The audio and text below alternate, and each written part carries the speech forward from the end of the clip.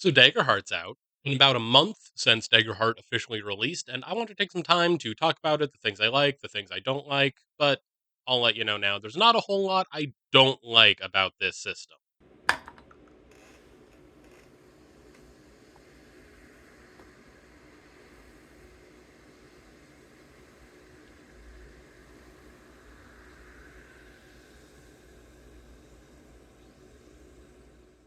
Hello and welcome to the Chemist's Codex. My name is Peter. I like to talk about chemistry and movies and D&D and comic books and whatever else might catch my interest. So, if any of that sounds interesting, go ahead and subscribe so you don't miss when I upload a new video.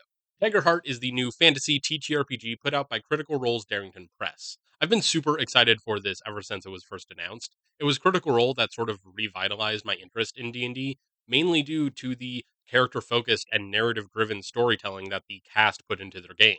When the Daggerheart open beta was announced last year, I immediately jumped on it and read through the material. Unfortunately, I didn't get a chance to actually play test it, but I was super excited by what I saw. And as you can see, I did pre order the limited edition set because apparently I can be manipulated by shiny things. Oh, I bet that sounded great on the audio. And now I gotta pick this up. I will do just about anything for a bit. Now that the game has been out for about a month, I figure I'll go through and talk about the things that I like and the things I don't like. And this isn't going to be a super deep dive into the mechanics or anything. This is going to be more just my general thoughts and descriptions of the main pieces of the game. And if you've watched any videos on Daggerheart before, a lot of this will probably sound familiar. The core rulebook starts with character creation. It goes through classes, domains, heritage, and it even has a nice section about playing characters with disabilities. I like how the book opens with creating a character. I think a lot of people will want to create a character first before they really get into how the mechanics of the game actually function. Plus, creating a character is a great way to engage with the game without actually needing to play. The book does outline the steps needed to create a character right up front, which I really appreciate. And I figure these steps can be done in any reasonable order, but for the sake of keeping this video organized, I'm just going to go through the order that they give us. The first step is choosing a class. There are 9 classes to choose from in the core rulebook, and each class is made from 2 different domains. Daggerheart presents the domain circle as the sort of way that the classes are composed, each one being an intersection of 2 different domains. For example, bards are codex and grace, rangers are bone and sage, and warriors are valor and blade. As far as I'm aware, this is what makes classes in Daggerheart more unique compared to other TTRPGs. Although, if I'm wrong on that, please let me know. But the thing that I like about domains is that these aren't the only ways to combine them. The core classes have the domains being next to each other, but you can realistically use any combination of 2 domains that you can think of. Next step is to choose your heritage. Heritage is composed of 2 components: ancestry and community. Ancestry is the race or species that your character belongs to. They have the traditional fantasy ones like elf and dwarf, but they also have more exotic ones like fungril and ribbit. The only ancestry I'm disappointed that isn't included in the game is gnomes. Where are my gnomes? Anyway, one thing that I think is really cool about the ancestry descriptions in the book is that it's emphasized that your character can look however you want. Orcs can have purple skin, clanks can be made out of wood, giants can have anywhere from 1 to 3 eyes. You're not limited by how your character physically looks. You can have them adopt any sort of physical trait. There's also a really simple way to do a mixed ancestry. Since each one has 2 features to it, you pick the first from one ancestry and the second from another. So, since there's no gnomes, I could approximate one by doing a mixed ancestry between halfling and elf, picking the quick reactions feature from elf and the internal compass feature from halflings. Now, your community reflects the environment in which your character was raised. You can have highborn nobles, or slyborn charlatans, or underborn gnomes, just to name a few. Each community description also features a list of adjectives used to describe people from that community. So if you're unsure about what might be the best fit for your character, you can take a look at that list and see how it applies to your character.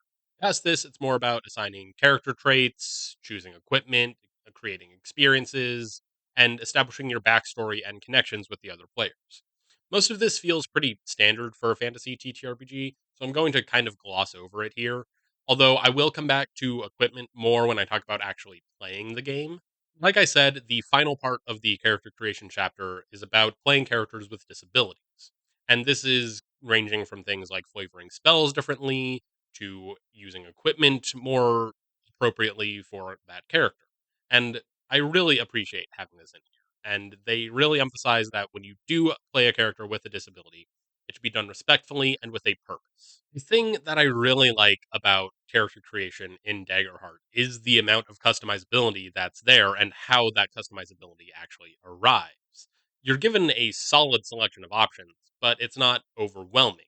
And the customizability more comes from how you combine those options together rather than the options themselves. It also feels like there's plenty of room for additional options to be introduced.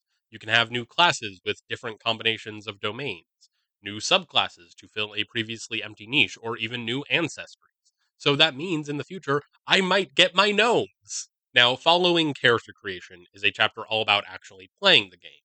The main gameplay loop is all about asking questions. The players ask the GM questions, the GM asks the players questions, and everything is built off of the answers to those questions. When dice are needed to resolve an action, you roll two 12 sided dice, referred to as the duality dice. You designate one as the hope die and one as the fear die. When the hope die rolls higher, you say you rolled with hope. When the fear die rolls higher, you say you rolled with fear. When a player rolls with hope, they get to mark a hope down on their character sheet, and then this hope can be spent to do a variety of things. You can activate actions from your domains, you can use your class's hope feature, or you can do a general action that requires hope. When a player rolls with fear, the GM gets to take a fear, and this can be spent to do a variety of things, typically spotlighting adversaries or using a feature that requires fear to be spent. And don't worry, there is a way to get a critical success. If you roll the same number on both dice, that's a crit. And the fun thing about this is that there's a slightly higher chance of critting on 2d12 than there is your typical 20 sided die. On a d20, you have a 5% chance of getting a natural 20. With the duality dice, you have just over an 8% chance to get a crit. So that's how the duality dice work. But there's still plenty more mechanics to go through, starting with armor and hit points. Armor is reflective of how well you can take a hit. If you get hit and you take damage, you can use an armor slot to reduce the amount of damage you take. Armor also comes with damage thresholds, and these will determine how much damage you actually take when you get hit. If you're below the first threshold, you take minor damage and mark 1 hit point. If you're between the first and second, you take major damage and you mark 2 hit points. If you're above that final threshold, you take severe damage and you mark 3 hit points. I really like this method of doing hit points and damage. There's not really any math involved between comparing if one number is bigger than another. And it might seem more convoluted at first, but I think it really helps keep the game moving. Another thing I really like about armor is that there's no restrictions on who can use it. If you want your wizard to have full plate armor, you can do that. There's some penalties associated with full plate armor, but you can still do it. And the rulebook does specify that you can reflavor any piece of equipment to fit your character. So rather than having that wizard wearing full plate armor, you can reflavor it to have perpetually floating shields orbiting their body while they're in combat. It doesn't change the mechanics, but it makes more sense from a narrative standpoint. So, if armor is about how well you can take a hit, how is it determined how hard you are to hit?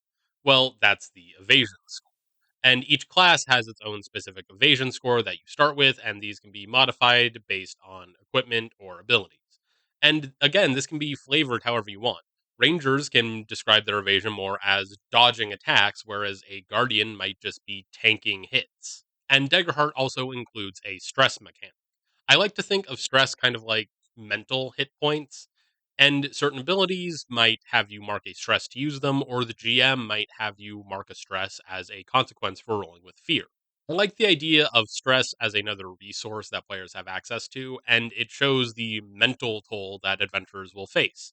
And as a GM, I like having it as a quick, easy thing to give a consequence for on a success with fear. It doesn't undermine the success, but there's still a consequence. As far as weapons and attacks go, the main thing I want to talk about is how proficiency works. You do have a proficiency score, but rather than a bonus that's added to your attack roll, it determines the amount of damage dice that you use when you hit. So higher proficiency, more dice. And this is something that I've noticed with Daggerheart is that it gives you a lot of opportunities to roll a lot of dice. And that's just fun. it's fun to roll a big handful of dice. So that's the sort of basic mechanics of how to play. There are a couple other things I want to mention, starting with tiers of play. This isn't a new concept with Daggerheart, but I feel like Daggerheart uses it in a different way, having it have actual mechanical differences. First, when you enter a new tier, you get to increase your proficiency and gain a new experience. Then, every time you level up, you get a new domain feature as well as select two options from that given tier. And these can be anything like adding a +1 to one of your traits or gaining an additional hit. And one thing that I really love is that the weapons and armor are also grouped by tier.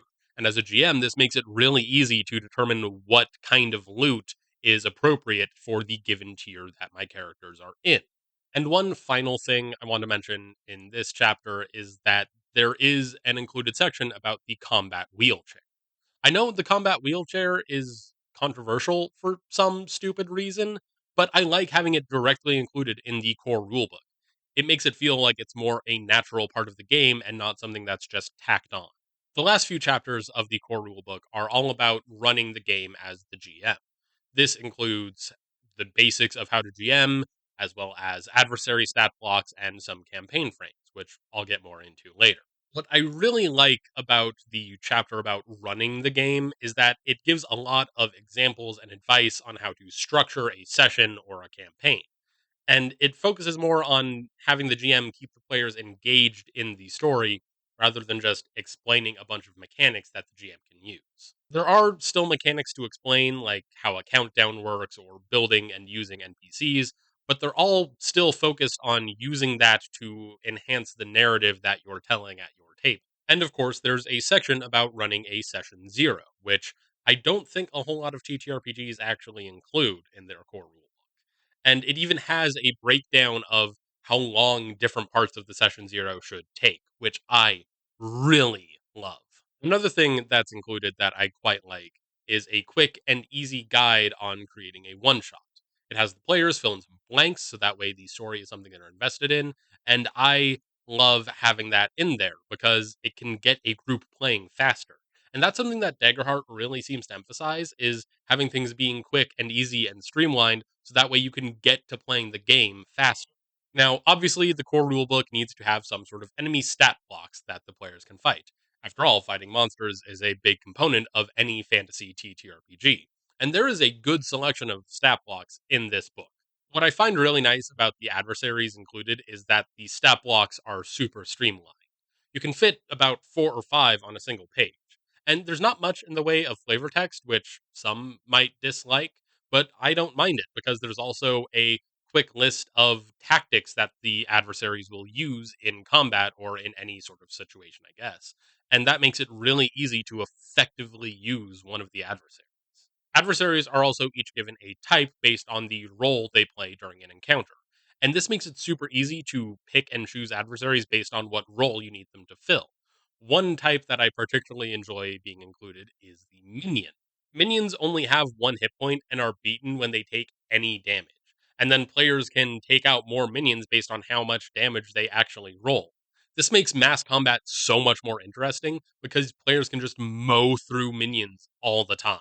And it's not just adversaries that have stat blocks. Daggerheart also includes stat blocks for environments as well. And these can be used to make any sort of encounter more interesting since it's not just who the players are fighting that they have to worry about. And environments don't have to be a physical location, they can be an event as well, like getting ambushed, as an example. Unlike with weapons and equipment, all these stat blocks are organized by tier as well. So you can easily make an encounter based on what tier the players are in.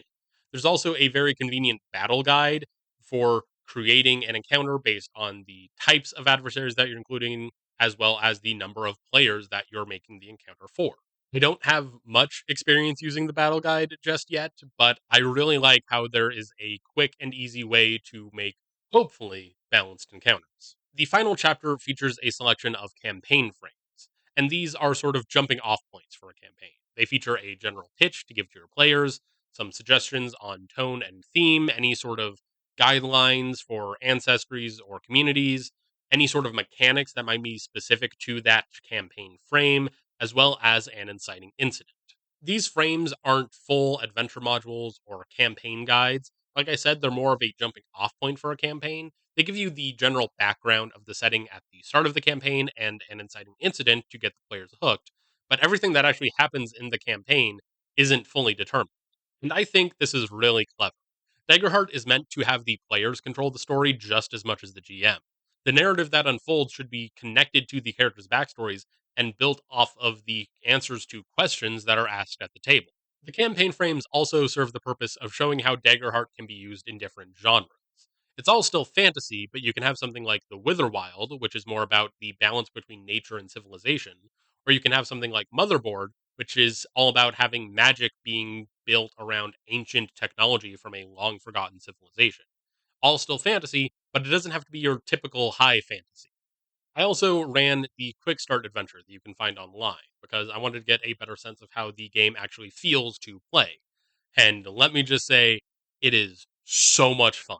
There were a few points of confusion for some of my players, but once we actually started playing and they saw how things worked, all that confusion was cleared away. The main thing I had to remind my players about is spending their hope. And once I gave them a few reminders, they were actually using it more frequently. And something that Daggerheart does that I really quite like is how it emphasizes how the GM should ask the players questions. This isn't a new concept for Daggerheart, but I think it emphasizes it more than other TTRPGs. The GM is really encouraged to have the players contribute to the world building. As an example, in the quick start adventure, while my players were milling about the tavern, I asked them what sort of custom the locals are participating in. And one of my players suggested that they play acornhole, like cornhole, but with acorns. And to me, acornhole sounds like the opposite of cornhole. So rather than throwing a beanbag at a board, they're throwing the board at a beanbag. And my players loved that, and that's what we went with. But that never would have arrived if I didn't ask the question. After the session, I asked my players what they thought about Dagger, and one of their comments really stuck out. They said it felt like the GM was an actual player at the table and not separate from the rest of the game. And this really excited me because I feel like that's the exact type of GM player relationship that Daggerheart is trying to establish. All in all, I think Daggerheart is a really fun game to play, and it's really easy to GM if you have any experience. Personally speaking, I think Daggerheart is going to be my new go to system. Now, I would be remiss if I didn't talk about some of the bonus things you can find online. First, there's an entire set of printer friendly cards that you can download and use. And this is great because if two players want the same domain card, or ancestry, or subclass, you can easily just print off another one of the cards for one of the players to take. And of course, there's the Void, but not the Void I'm currently sitting in. The Void is what the developers decided to call the place where they release playtest material. And they actually have already released playtest material on launch day. They released two new classes for playtesting, the Fighter and the Warlock. The Fighter is Daggerheart's class for unarmed combat, and the Warlock is what those who are familiar with Warlocks from other systems would expect it to be. They also included a new domain with the Warlock class, Dread. Now, the next thing I'm mentioning is something that I think will be super useful for players and GMs alike. They have an official card creator on their website, and it comes preloaded with all of the 270 cards included with the core set. And this can be used to make your own custom homebrew things for domains, classes, subclasses, ancestries, communities, anything. Or you can use an existing card and upload your custom art. So if you want your character to be on the cards that you're using, that is super easy to do. And I already have a use for this in mind. See, I'm kind of hesitant to hand out the cards from the limited edition set. They're just so pretty and nice, and I want to keep them in good condition. But using the card creator, I can use those cards during session 0 and character creation, and then print out the cards that each player takes to then give them during the actual game. That way, I don't have to worry about my nice fancy cards getting damaged. Like I said at the beginning of the video, I don't really have much I dislike about Dagger, at least nothing major. There are a few things that I don't like, and some rules seem a bit confusing. And I'm sure as I play more, I'll find things that I don't like about the game. But as it currently stands, I think this is a really solid system. It is well designed and super fun to play, and I love the narrative first approach while still having enough mechanics to sink my teeth into. Based on them releasing playtest material on launch day, I think it's safe to say that there will be more material coming out in the future. Personally, I'm hoping for some sort of bestiary or adversary codex, and I would love to see some more character options as well. I mean, they're going to need to find a way to officially release the Warlock and Fighter classes, and that probably will include some ancestries as well. I want my nodes. Now, I don't think Daggerheart is necessarily for everyone. If you want more tactical combat or more explicit rules, this really isn't what you're looking for. I also don't think Daggerheart will dethrone Dungeons and Dragons. There are two distinct systems that fill different roles in the TTRPG community. And with that, I don't think there's really much more I can say about Daggerheart. If you made it to the end of this video, thank you so much for watching. I appreciate your time and attention. If you're not already, go ahead and subscribe so you don't miss when I upload a new video, and I will see you guys in the next video.